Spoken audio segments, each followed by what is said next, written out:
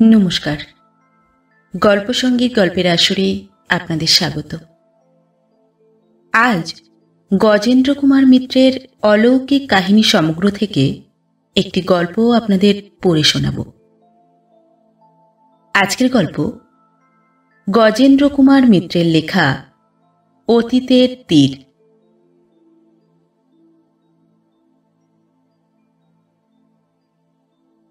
কথাটা এতদিন যে কাউকে বলিনি, তার কারণ আমি নিজেই ওটা ঠিক বিশ্বাস করতে পারিনি, এখনো করি না।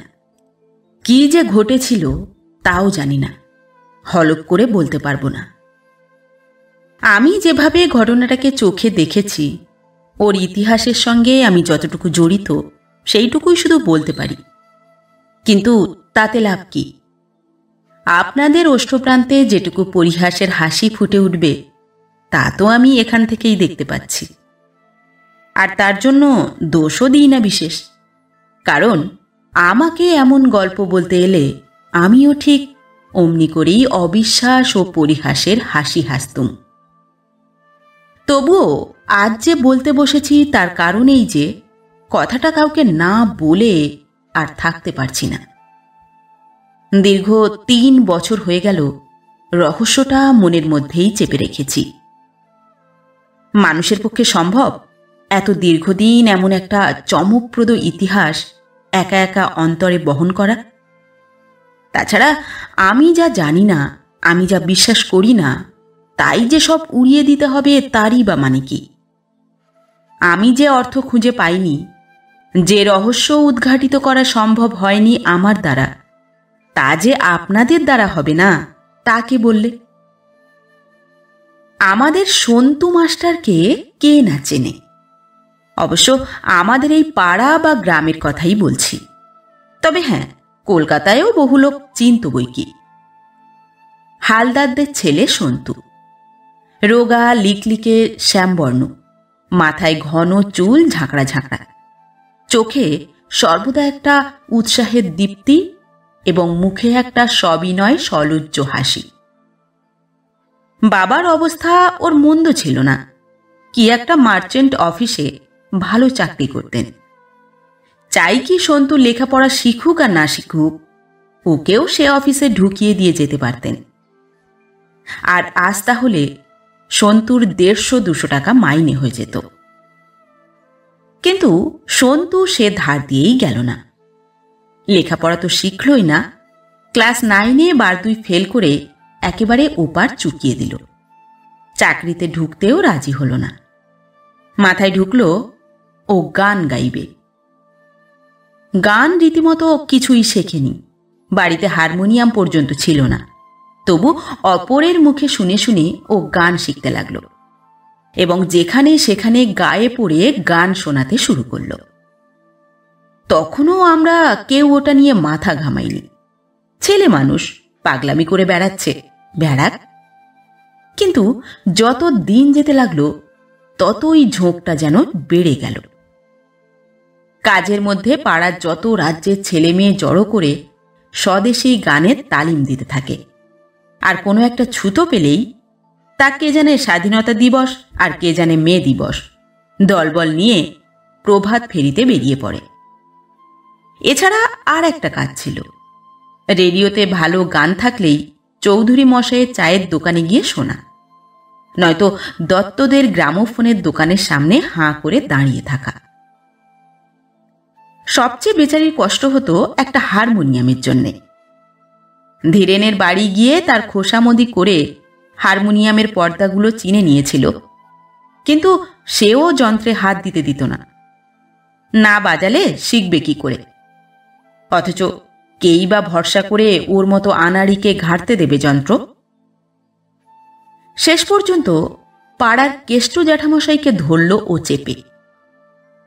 আপনি যদি বাবাকে বলে দেন 40টা টাকা হলেই ভালো সেকেন্ড হ্যান্ড একটা হবে। জ্যাঠামশাই ভালো মানুষ লোক, সরল বিশ্বাসে বলতে গেলেন, আহা ছেলে মানুষ, ঝোঁক হয়েছে, দাও না বাবু কিনে একটা। গান বাজনা করেও তো আজকাল অনেকে টাকা রোজগার করছে, ক্ষতি কি? কিন্তু সন্তুর বাবা যেন ক্ষেপে উঠলেন একেবারে। ক্ষতি নেই বলছেন কি? গান বাজনা করে কারা? হাড় বকাটে হতভাগা ছেলেরা। আমি বাপ হয়ে ওকে ওইসব কিনে দেব? কোনোদিন বলে বসবে, বাবা টাকা দাও, একটা মেয়ে মানুষ রাখবো।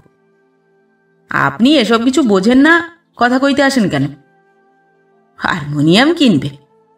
বলুন আগে নিজের ভাতের ব্যবস্থা করে তবে ওসব করতে। আমার বাড়ি থেকে গান বাজনা করা চলবে না। অগত্যা সে আশা ছাড়তে হলো। মোদ্দা সন্তু হাল ছাড়ল না। শুনেছিল কলকাতায় হ্যারিসন রোডের উপর এক বড় ওস্তাদ থাকেন, তিনি গান শেখান। অতি কষ্টে মাকে বলে 7 শিকে দিয়ে একটা মান্থলি টিকিট কিনে রোজ কলকাতা যেতে শুরু করল। ওস্তাদের বাড়ির নিচে এক খালি রক আছে, সেইখানে বসে থাকতো আর কান পেতে শুনত ওস্তাদ কি শেখাচ্ছে। তবে তাতেও মুশকিল হলো, গলাটা সাধে কোথায়। শেষে স্থির করল নস্করদের ঝিলের ধারে গিয়ে ভোরবেলা সাধবে। না হারমোনিয়াম না তানপুরা, বেসুরো হচ্ছে কিনা ঠিক করবার উপায় নেই, শুধু বসে হাঁ হাঁ করে চিৎকার করে। ঝিলের ধারে বিশেষ লোকজন ছিল না তখন, তাই রক্ষা, নইলে বোধহয় ওকে পাগল ভেবে তাড়া করত। এইভাবে বছরখানেক চিৎকার করার পর একটা কথা ওর মাথায় গেল, টিউশনি করলে কি হয়। কিন্তু মুশকিল হচ্ছে এই যে, যারা গান শিখবে তারা ওর মতো কালোয়াতি শিখতে চায় না, 2-4খানা চলতি ফ্যাশনেবল গান শিখতে পারলেই খুশি। সেদিকে সন্তুর ভাড়ার একেবারেই খালি। তাছাড়া হারমোনিয়ামটা চাই, নইলে শেখাবে কি করে? আগে নিজেকে গান তুলে নিতে হবে তো। ওর মা বাবা দুজনেই বিষম করা। তাছাড়া বাবা পয়সা করি কখনোই মার হাতে দেন না যে সেখান থেকে কিছু আদায় করবে। হতাশার ক্ষোভে ও প্রায় পাগল হতে বসেছে, এমন সময় আমি একটা সুযোগ করে দিলাম। আমাদের থিয়েটার ক্লাবে একটা হারমোনিয়াম কেনা হলো। আমি ক্লাবের সেক্রেটারি হিসেবে ওকে অনুমতি দিলাম দুপুরবেলা ক্লাব ঘরে এসে হারমোনিয়াম শেখবার। অবশ্যই তার বদলে তাকে দিয়ে কিছু কাজ করিয়ে নেবারও ব্যবস্থা করলাম বইকি। প্রতিদিন সন্ধ্যায় ও ক্লাব খুলে বসবে যতক্ষণ না কর্তাস্থানীয় কেউ যান, এবং যাবতীয় পার্ট ও প্রম্পট করবার শার্টগুলো কপি করবে। হাতের লেখাটা ওর ভালোই ছিল। এইবার জয়যাত্রা শুরু হয়ে গেল সন্তু মাস্টারের দিকে দিকে। গলা ওর খুব ভালো ছিল না, কিন্তু সুরজ্ঞান কিছু ছিল সত্যি। রেডিও এবং অসংখ্য গ্রামোফোনের দোকানের কল্যাণে চলতি রেকর্ডের গান তোলা কিছুমাত্র কঠিন নয়। তাছাড়া তার সুর ঠিক নিখুঁত হলো কিনা তা নিয়ে মাথা ঘামাবেই বাকি। মেয়ের বাবাদের লক্ষ্য কোনো মতে বিয়ের বাজারে চলে গেলেই হলো। আর আজকাল যে আধুনিক কাব্যসঙ্গীত হয়েছে তার মধ্যে সঙ্গীতাংশ তো বিশেষ কিছু নেই, কোনো মতে নাকি সুরে খানিক কেঁদে গেলেই হলো। সুতরাং সন্তুর টিউশনির অভাব হলো না। সস্তায় যারা মেয়েকে বিয়ের বাজারে চলনসই করতে চান তারা সকলেই ওকে লুফে নিলেন। টাকার অত খাঁই ছিল না সন্তুর, বেশি চাইবার সাহসী ছিল না। ওর কাছে গান শিখে কেউ আবার সেজন্য টাকা দেবে, এটা ভাবতেই যেন কেমন বিস্ময় লাগে ওর। সুতরাং 5 টাকা 8 টাকা যে যা দিত তাই নিত ও।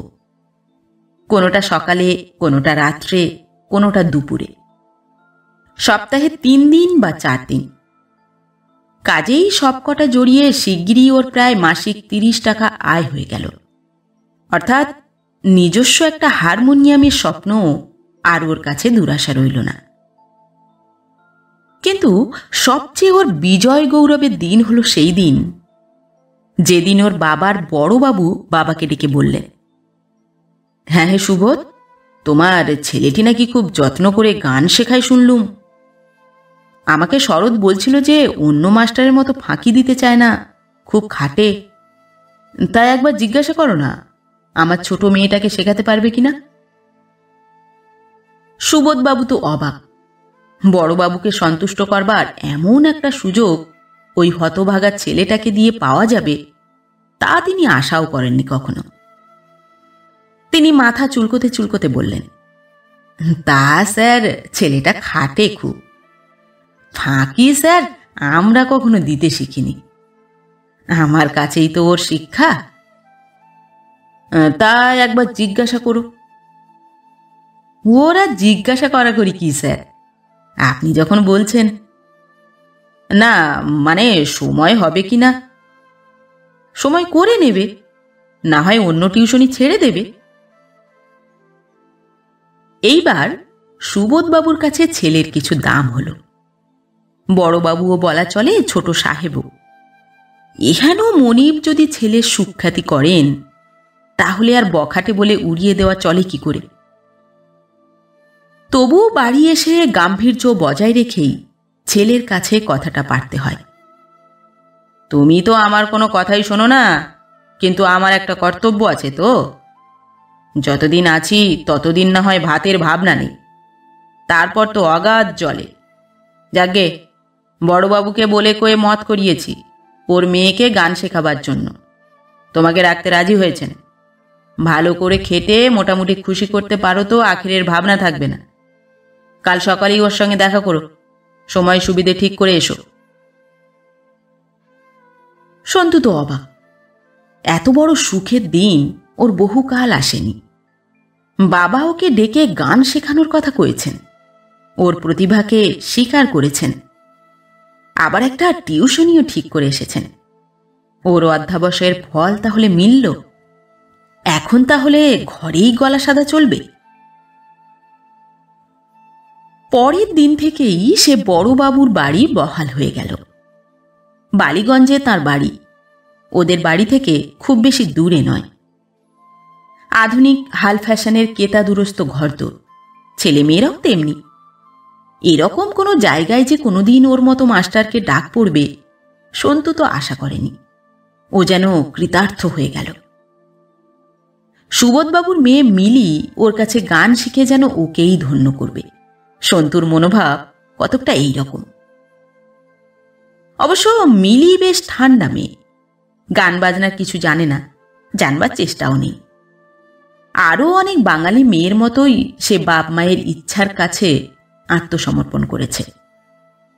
সুবোধবাবুও তা জানতেন, সেই জন্যই বেশি পয়সা খরচ করে ভালো মাস্টার রাখার চেষ্টা করেননি। সস্তার কথাটাই শুধু চিন্তা করেছেন।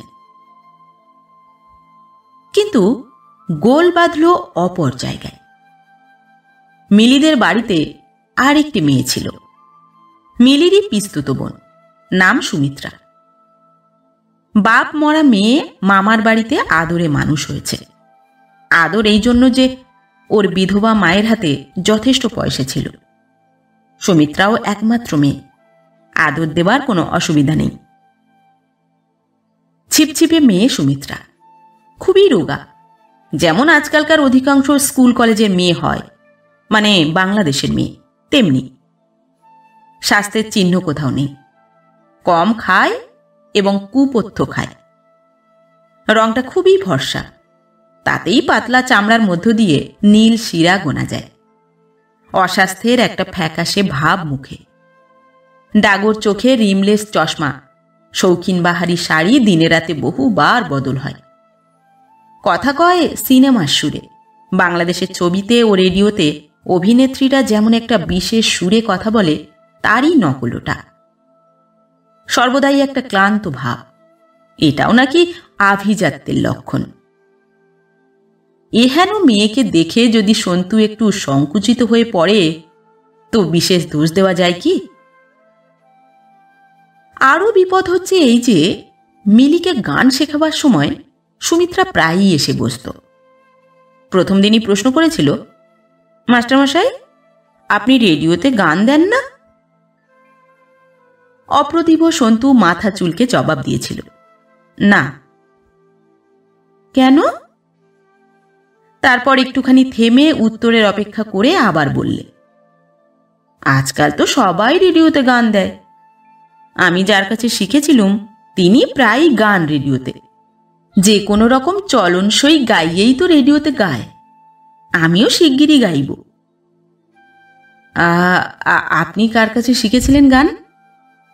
ভয়ে ভয়ে সসংকোচে প্রশ্ন করে সন্তু। না করে পারে না। আমি?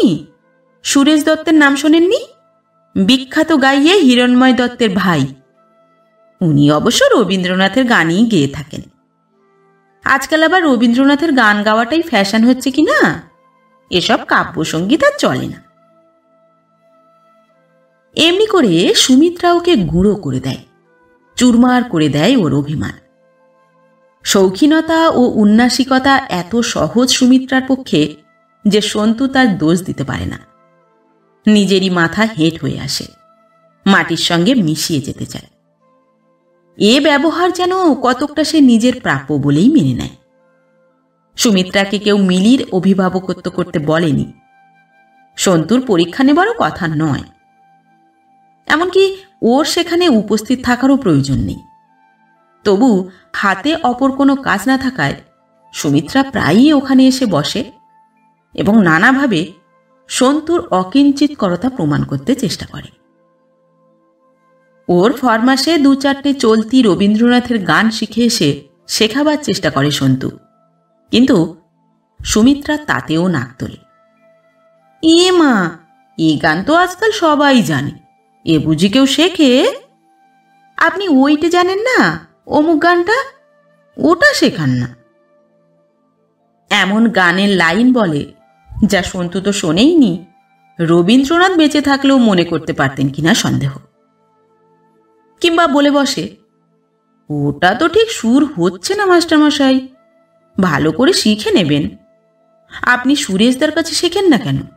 খুব ভালো সুর জানেন সুরেশদা। হিরণময় বাবু শান্তিনিকেতন থেকে সুর আনান কি না? এগুলোই সবচেয়ে অপমানকর। অথচ প্রতিবাদ করতে পারে না সন্তু, প্রশ্ন করতে পারে না যে আসল সুরটা কি রকম হবে দেখিয়ে দিন। শুধু ছাত্রীর সামনে এই অপমানে ওর কান মুখ রাঙা হয়ে আসে। অথচ সুমিত্রার গানও শুনেছে সন্তু, সেই মামুলি রেডিও ও রেকর্ডের চলতি গান, তাও সুর ঠিক হয় না, কিন্তু সেটা সাহস করে মুখের উপর বলে কে? সুমিত্রার এমনই একটা সবজান্তা ভাব, এত উপর থেকে সে সর্বদা কথা বলে যে তাকে প্রতিবাদ করার কথা স্বপ্নেও ভাবতে পারে না সন্তু। বিশেষত গাইবার আগে সুমিত্রা যা তোড়জোড় এবং আদিক্ষেতা করে, এমন চিঁচি গলায় গায় যে ওকে পাকা গাইয়ে বলে স্বীকার না করে উপায় নেই। কিন্তু দুঃখের এইখানেই শেষ নয়। সন্তুর জীবনে গভীরতর দুঃখের কারণ হয়ে উঠল সুমিত্রা। কবিরা বলেন, আকাশের চাঁদ নাকি মাটির চন্দ্রমল্লিকাকে ভালোবাসে। এটা খুব অসম্ভব নয়, স্বীকার করি, কিন্তু কোনো ব্যাঙ সাপকে ভালোবেসেছে বলে আজ পর্যন্ত শুনিনি, কিংবা কোনো বইতে এমন কথাও লেখা নেই যে জলের মাছ বকের প্রেমে পড়েছে। ঠিক এমনই কাণ্ডটাই ঘটে গেল পৃথিবীতে। কবে কোন অসতর্ক মুহূর্তে নিজের অজ্ঞাতসারেই সন্তু ভালোবেসে ফেলল সুমিত্রাকে। অথচ সে ভালো করেই জানত এটা ওর কাছে বামুনের চন্দ্রলাভেচ্ছার চেয়েও দুরাশা। কিন্তু তার ভীরু মনে সুমিত্রা রূপিণী চন্দ্রের আকর্ষণে যে জোয়ার উত্তাল হয়ে উঠেছে, তার গতিবেগ রোধ করে এমন সাধ্যকার? সন্তুর সে ক্ষমতাও ছিল না, ইচ্ছাও ছিল না। সুতরাং এ মনোভাবের অবশ্যম্ভাবী ফলস্বরূপ সন্তু উঠে পড়ে লাগলো যে সে অন্তত সুরেশ দত্তের যোগ্যতা অর্জন করবে। সে রেডিওতে গেল অডিশন দিতে, তারা ওকে পছন্দ করলেন না। সে শুনেছিল যে ওখানে নাকি কিছু ধরপাকড়ের ব্যাপার আছে, তা নইলে সত্যি সত্যি সে এমন কিছু খারাপ গায় না। ওর মতো গাইয়ে আরো 2-4 জন গেয়ে থাকে রোজই, কিন্তু ওর হয়ে ধরপাকড় করবে কে? যাই হোক, সন্তু হাল ছাড়ল না। ওই একটা গুণ ছিল ওর, অধ্যাবসায়ের অভাব ছিল না কোনোদিন। রবীন্দ্রনাথের গান শেখায় এমন যে 2-3টে স্কুল রয়েছে তাদের শিক্ষকদের সঙ্গে যোগাযোগ করার চেষ্টা করল। তাতে একটু বিলম্ব হবার সম্ভাবনা রইল বটে, কিন্তু উপায় কি? সোজাসুজি স্কুলে ভর্তি হলে যে শিক্ষক রূপে সম্মান যায়। রেডিওতে রবিবার আধ ঘন্টা গান শেখাবার ব্যবস্থা আছে। তাহলে কি হবে? বাড়িতে তো রেডিও নেই, ছাত্রদের বাড়ি গিয়ে শিখতে পারে না, তারা কি মনে করবে? এধারে আর একটি কাণ্ড হয়ে গেল। সুরেশদা যোগ্যতার আর এক ধাপ উপরে উঠে গেলেন। তার একটি রেকর্ড বেরিয়ে গেল বাজারে। রেকর্ডের সেই প্রুফ কপিখানা এনে সুমিত্রা ওদের সামনে টেবিলে ফেলে ঠোঁট উল্টে বললে, এমন গ্রামোফোন রেকর্ডের কি বা মূল্য, যে সেই তো রেকর্ড দিচ্ছে, একটু গাইতে জানলেই হলো। কি যে সুরেশদার শখ! এতে করে উনি আরো ছোট, আরো সাধারণ হয়ে গেলেন। সন্তুর শীর্ণ মুখের সমস্তটা ঘামে ভেসে যায়। এমন একটা আঘাত যার বেদনা একা একা নিঃশব্দে হজম করা ছাড়া উপায় থাকে না। অথচ সে জানে, মানে এতদিনে জেনেছে যে এজন্যে ওর লজ্জিত হওয়ার কোনো কারণ নেই। সুমিত্রার মতো মিলি ধনী নয়, সস্তায় হবে বলেই মিলির বাবা ওকে রেখেছেন। তাছাড়া সুরেশদার মতো যোগ্যতা যদি সে অর্জন করতে নাও পারে তো কোনো ক্ষতি নেই, কারণ করলেই বাকি। সুমিত্রা আইএ পাশ করে বিয়ে পড়ছে, সে বড়লোকের মেয়ে। তার পক্ষে সন্তুকে ভালোবাসা বা বিয়ে করা একেবারেই অসম্ভব। কোনো উন্মাদের কল্পনাতেও এমন কথা কোনোদিন যাবে না। সুতরাং দরকার কি এ নিয়ে মাথা ঘামাবার? সুমিত্রার দৃষ্টিতে একটু শ্রদ্ধার আলো জ্বালাবার জন্য আপ্রাণ চেষ্টা কেন ওর? লাভ কি? এ প্রশ্ন নিজেকেও করে দেখেছে ও, উত্তর পায়নি। অন্ধ, অবোধ, দুর্নিবার একটা ইচ্ছা, অকারণ একটা লজ্জা ওকে ঠেলে দিয়েছে শুধু অন্তঃসার শূন্য একটা মেয়ের অন্তরে মূল্যহীন শ্রদ্ধার আসন অধিকার করার চেষ্টায়। এসব অবশ্য আমরা কেউ কিছু জানতুম না, পরে জানলুম একটু একটু করে। কিছু বা প্রশ্নের উত্তরে, কিছু বা সন্তুর স্বেচ্ছাকৃত স্বীকারোক্তিতে। অথচ সবার অজ্ঞাতে ধীরে ধীরে ছেলেটা নিজেকে ক্ষয় করছিল। অসংখ্য টিউশনি ধরেছিল পয়সার জন্য। বেশবিন্যাসটাও সুরেশদার মতো হওয়া চাইতো। তাছাড়া ইদানিং বাবাও সংসারের জন্য কিছু টাকা দাবি করছিলেন। এর উপর নিজের শিক্ষার অমানুষিক সাধনা চলছিল। শিখেও ফেলেছিল খুব। সত্যি কথা বলতে কি, ইদানিং সে সুরেশের চেয়ে ঢের ভালো গাইত রবীন্দ্রনাথের গান। কিন্তু তাতে কি? সুমিত্রা তো আর গান বুঝে সুরেশের প্রশংসা করে না। সন্তু যদি ভালোবাসায় অন্ধ হয়ে না যেত, সুমিত্রা যদি তার মিথ্যা উন্নাসিকতায় অমন করে ওর চোখ ধাঁধিয়ে না দিত, তাহলে এ প্রচেষ্টার অসারতা ওর নিজের কাছেই ধরা পড়ত একদিন। কিন্তু তা হল না। ইতিমধ্যে কঠোর পরিশ্রমে এবং আত্মঘাতী চিন্তায় ওর শরীর যে ভেঙে এসেছিল তা কেউ বুঝতে পারেনি। সামান্য একটু সর্দি জ্বর থেকে দাঁড়ালো প্লুরিসি। সেও যদি বা সেরে উঠল তো শুরু হলো ঘুষঘুষে জ্বর। সে জ্বর আর গেল না। প্লুরিসির পর ঘুষঘুষে জ্বরের অর্থ কি তা সবাই জানত। ডাক্তারও তাই বললেন। সাংঘাতিক দুটি অক্ষর সংক্ষেপে উচ্চারণ করে ওর আশা, আকাঙ্ক্ষা, প্রেম, অনুভূতি, স্বপ্ন, কল্পনার উপর যেন কঠিন শীতল একটা আস্তরণ টেনে দিলেন। টিবি। ওর বাবার অবস্থা খুব খারাপ না হলেও কোনো স্যানিটোরিয়ামে পাঠিয়ে রাজকীয় চিকিৎসা করবার সঙ্গতি ছিল না। বাড়িতেই টুকটাক করে চিকিৎসা হতে লাগলো। দামি ডাক্তারি ইঞ্জেকশনই বা কিনবে কে? তবু আমি উদ্যোগী হয়ে ওর সব ছাত্রছাত্রীদের বাড়ি থেকে কিছু কিছু চাঁদা তুললুম।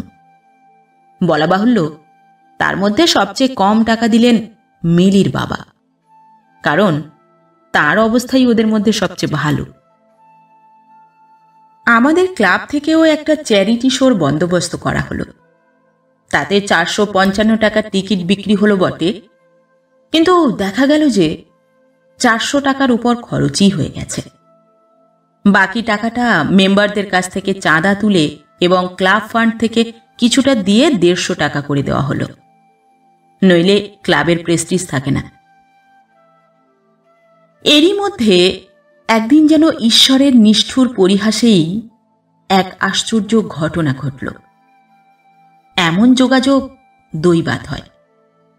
একই ডাকে সন্তুর নামে 3খানা চিঠি এলো। একখানা রেডিওর কন্ট্রাক্ট ফর্ম। আগামী মাসের শেষে একটা তারিখ দিয়ে ওর জন্য সময় নির্দেশ করা হয়েছে। রবীন্দ্রসঙ্গীত, হিন্দুস্তান গ্রামোফোন কোম্পানি থেকে রেকর্ড তোলবার জন্য এক আমন্ত্রণ, এবং সর্বশেষ বিস্ময় ও সর্বাপেক্ষা আঘাত, সুমিত্রার বিয়ের চিঠি। সুরেশ দত্তর সঙ্গে বিয়ে। এটা অবশ্য আমি কানাঘুষোয় আগেই শুনেছিলাম যে মা ও মামার অমতে নিজে জোর করে সুরেশ দত্তকে বিয়ে করছে সুমিত্রা। নিমন্ত্রণপত্রও দেখলাম সুমিত্রা নিজে নিমন্ত্রণ করেছে। ওর বিবাহোৎসবে সন্তুকে যে স্মরণ করেছে, এটা বিদ্রূপ না করুণা ঠিক বুঝলাম না, কিংবা কঠিন নিষ্ঠুরতা। চিঠিখানা পেয়ে সন্তুর রোগ পাণ্ডুর বিবর্ণ মুখ বিবর্ণতর হয়ে উঠল। যে হাতে চিঠিখানা ধরা ছিল সে হাতখানা কাঁপছিল থরথর করে, কিন্তু মুখে সে কিছুই বলল না। অনেকক্ষণ পরে খামখানা হাতে নিয়ে শুধু প্রশ্ন করল, এটা ওর নিজের হাতে লেখা না? এই ঠিকানাটা? তারপর অবশ্য উত্তরের আশা না করেই খামে মুড়ে সযত্নে বালিশের তলায় রেখে দিয়ে ক্লান্তভাবে চোখ বুজল।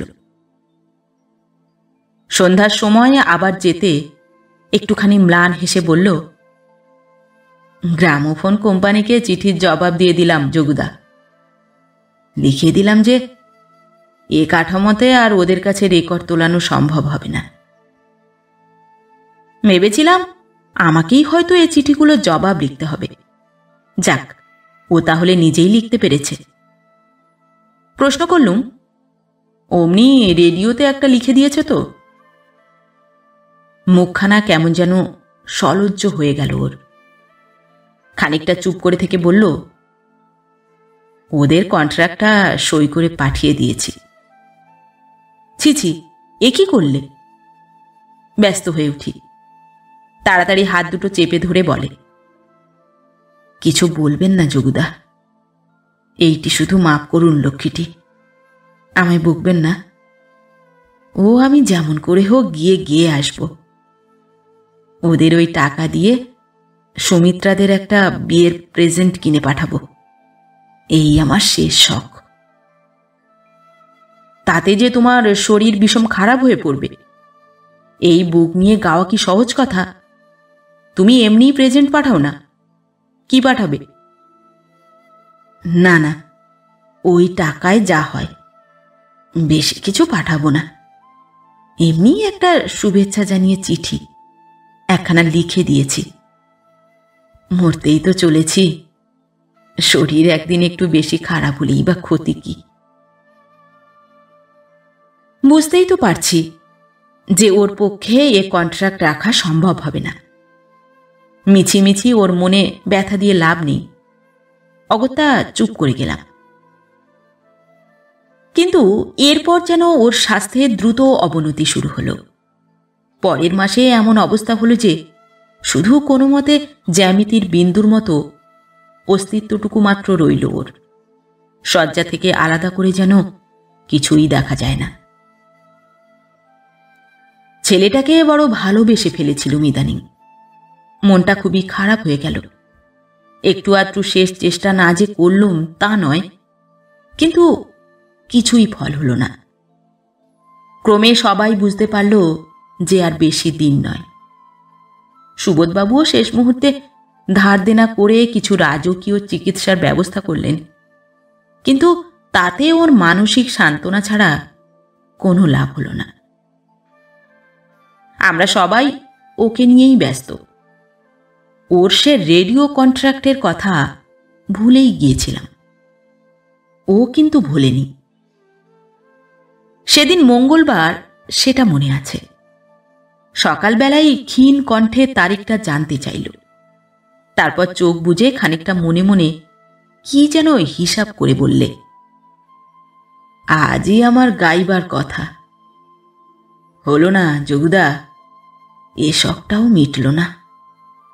একবার যদি কোনো রকম করেও যেতে পারতাম, একখানা গানও। বেচারি, ওর আকুতি দেখে চোখে জল এসে গেল। কিন্তু আজ যা অবস্থা ওর, হাতই নাড়তে পারছে না। মনে হচ্ছে মুখটা ঘোরাতেও কষ্ট হচ্ছে। সন্তুর নিজের বিশ্বাস এখনো কিছুদিন বাঁচবে অবশ্য। তবে আমরা বুঝতে পারছিলাম আজকালের মধ্যেই শ্বাস উঠবে। সেদিন বিকেলে অফিস থেকে বেরোতে আমার একটু দেরি হয়ে গিয়েছিল। তাড়াতাড়ি ট্রামে এসে গড়িয়াহাটের মোড়ে নেমে বাসের জন্য অপেক্ষা করছি। হঠাৎ সামনের জুতোর দোকানের রেডিওটার দিকে কান গেল। এ যেন পরিচিত নাম। ওই তো, পরিষ্কার বললে, এবার আপনাদের একখানি রবীন্দ্রসঙ্গীত গেয়ে শোনাচ্ছেন সনৎ কুমার হালদার, যাবার বেলায় পিছু ডাকে। আমি কি ভুল শুনছি? খুয়াব দেখছি জেগে জেগে। বাস এসে চলে গেল। আমার ওঠা হলো না। আরে ওই তো, অতি পরিচিত সেই কণ্ঠ। বহুবার ওর গান শুনেছি, ভুল হওয়ার নয়। কি করে গেল সে? ওই দেহ রেডিও কর্তৃপক্ষই বা কি বলে অনুমতি দিলেন? দাঁড়িয়ে দাঁড়িয়ে সমস্ত গানটি শুনলুম। তারপর যখন চমক ভাঙল, দেখি আর কার গান হচ্ছে। আর বাসের জন্য অপেক্ষা করলুম না। ঊর্ধ্বশ্বাসে প্রায় দৌড় দিলুম সন্তুর বাড়ির উদ্দেশ্যে। মিনিট 15 পরে যখন ওদের বাড়ি পৌঁছলুম, তখন বেশ অন্ধকার হয়ে এসেছে। ওর মা সবে সন্ধ্যা দিয়ে আলো নিয়ে এ ঘরে আসছেন। আমি তিরস্কারের সুরে বললুম, রোগীকে এখনো পর্যন্ত অন্ধকারে ফেলে রেখেছেন মাসিমা? কি করি বাবা, দেরি হয়ে গেল। একা মানুষ তো। তাছাড়া ও আবার একদিন আলো জ্বালতেই দেয় না। দুজনে একই সঙ্গে ঘরে ঢুকলুম। নিথর হয়ে কাঠের মতো পড়ে আছে সন্তু। কাছে যেতেই বুঝতে পারলুম ব্যাপারটা। সব শেষ হয়ে গেছে। ওর মা আছড়ে পড়লেন চিৎকার করে। পাড়ার লোকজন ছুটে এলো। শোকের প্রাথমিক অভিভূত ভাবটা কাটতে কর্তব্যের কথা মনে পড়ল। সৎকারের ব্যবস্থা করবার সময় সব সরাতে গিয়ে বালিশের নিচে দুটি জিনিস পেলাম। একটি সেই সুমিত্রার বিয়ের চিঠি, আর একটি রেডিওর একখানা চেক। সেই তারিখের, মায় পিছনে সন্তুর সই শুদ্ধ। চেকখানা সরিয়ে রেখে দিলাম। সেটা ভাঙিয়ে কতগুলো বই কিনে পাঠিয়ে দিলাম সন্তুর নাম করে সুমিত্রার কাছে। ওর যে শেষ ইচ্ছা ওই ছিল, তাও জানিয়ে দিলাম। কিন্তু আসল প্রশ্নটারই কোনো মীমাংসা করতে পারিনি আজ পর্যন্ত। সন্তু গেল কি করে রেডিও স্টেশনে? আর ফিরেই বা এলো কি করে আমি আসবার আগে? এর উত্তর আর জীবনে পাবো না কোনোদিন। শুনেছি একাগ্র কামনার পক্ষে সবই সম্ভব। কিন্তু এতটাও সম্ভব হয় কি? কে জানে।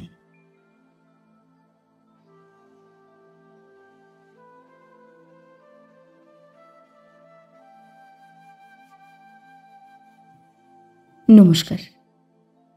পরবর্তী গল্প নিয়ে খুব শিগগির ফিরে আসছি। ততক্ষণ সবাই ভালো থাকবেন, সুস্থ থাকবেন।